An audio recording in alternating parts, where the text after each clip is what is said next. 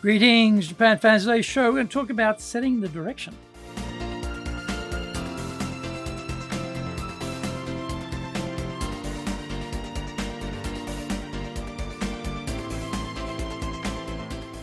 Maishu, arigatou gozaimasu, and welcome back to the 11th year of the Leadership Japan series. And I'm your host in Tokyo, Dr. Greg Story, Dale Carnegie Tokyo franchise owner, president of Dale Carnegie Tokyo Training, and three-time best-selling author of Japan Sales Mastery, which is Zaegyo in Japanese, Japan Business Mastery, and Japan Presentations Mastery. My new book, Stop Wasting Money on Training in Japanese, is Training de Okane o Muru ni suru no wa yamimashou. And all of my books are available on Amazon. This podcast brings insights, examples, and experience about leading in Japan. Trust me, it is different here. Don't forget to subscribe and share this podcast with your family, friends, and colleagues. We are not being sponsored by Libsyn, but we value your privacy, which is why we have our podcast hosted by Libsyn. Unlike many other hosting organizations, Libsyn have a strict policy that does not allow access to your private information by anyone. Here is our daily podcast lineup on Apple Podcasts. Mondays, the Cutting Edge Japan Business Show podcast. Tuesday, the Presentation Japan series. And every second Tuesday, the Business Tatsujin no Oishia Show.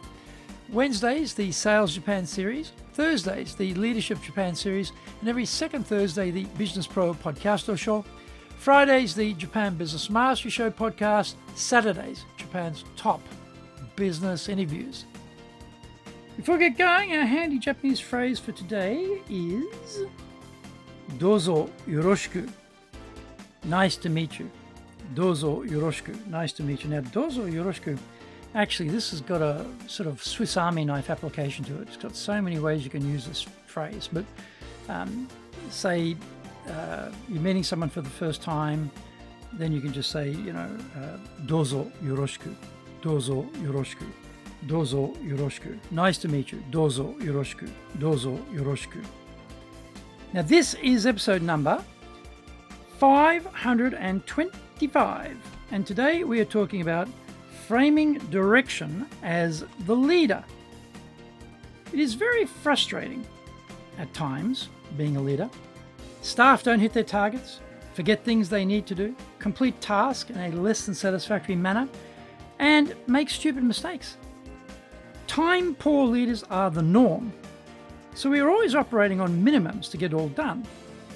We're usually in a rush, and this is when we get ourselves into trouble as the leader. We genuflect in the general direction of empathy, being a critical aspect of the leader's people skills, but often we forget to walk the talk. Our mouth gets ahead of our brain, and we say things which may not have been the best choice or at the appropriate moment. Too late, it's out there. Our internal tensions push us to being more direct than needed.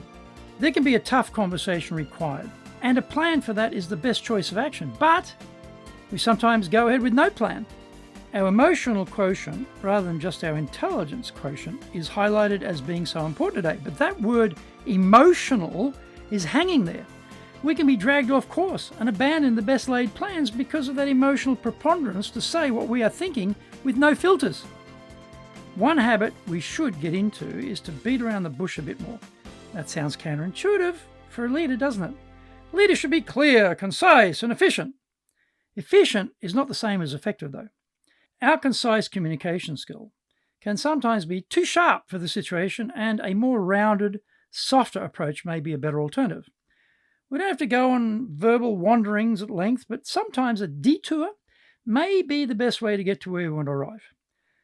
The piece which we often miss in our communication with staff is the context or the background of our point or our thinking. We just wade straight in with what we want. This is what is often followed up with by the how they should do it. That is all fine and good, but the why bit is missing. The habit we have to develop is to start with the context and the background, and this is where the why is incorporated. That means we have to break up a routine we may have been following for many years, and it may take us some practice to get used to doing things that way, but we need to stick with it. So when we want to make a point, we should ask ourselves why we think what we think. We will have come to this conclusion through experience, from something we have read, heard, or seen. Usually, we are not just making stuff up or winging it. Rather, we are operating from a solid viewpoint which informs our opinion. The key point here is to not just state the opinion, but to share how that opinion was arrived at. The temptation, though, is to tell the staff stuff, and we leave it at that, because that is what we have found is the fastest way of getting the message across, so we can scurry back to the many other tasks confronting us. Find out more when we come back from the break. Today's show is brought to you by our public courses, but we also are doing custom in-house programs. We do these in both Japanese and English. We do them face-to-face in our super safe classroom, and we do them live online. Our show today is being brought to you by, on the 29th of August, our Step Up the Leadership program. On the 30th of August, we're doing our story selling seminar. And on the 6th of September, we're doing our flagship program, the Dale Carnegie course. Go to our website at www.dale-carnegie, carnegie.co.jp. Get my best-selling books, Japan Sales Mastery, which in Japanese is Zaegyo. This is the Bible for selling in Japan. Japan Business Mastery, Japan Presentations Mastery, plus Stop Wasting Money on Training, which in Japanese is Training de Okane o Muru ni Sunu wa Yamimashou, and all are available on Amazon. If you like learning by watching videos, we have nearly 2,000 there for you at Tokyo, Japan, Dale Carnegie TV on YouTube. We release 3 TV shows every week on YouTube. The Cutting Edge Japan Business Show, that's the premier business show on Japan every Monday, Tokyo time. Fridays, we have the Japan Business Mastery Show, and on Saturdays, we release Japan's top business interviews, where I interview leaders from small, medium enterprises all the way up to the corporate captains of industry on one topic, leading in Japan. Every second Thursday, we release the Business Pro Terebi Show. You can email me at greg.story@dalecarnegie.com. Welcome back. By leaving out the context, we run the danger of the staff not fully understanding the urgency or the rationale for the action needed. We should begin with the background to the issue and then very succinctly nominate the action we need from them. There should only be one action, because the temptation is to load them up with a multitude of tasks which can dilute the key action required. Immediately following the action requirement, we need to add why this will be the best course of action and what is the benefit if we do this. Again, this should concentrate on the main benefit, even though there may be many. If we keep adding benefits, we are again diluting the power of the main benefit and weakening our idea's potency. This combination is disarming for the listener. Often, while we're explaining the background, their mind is racing toward an action which will suit the situation being unveiled.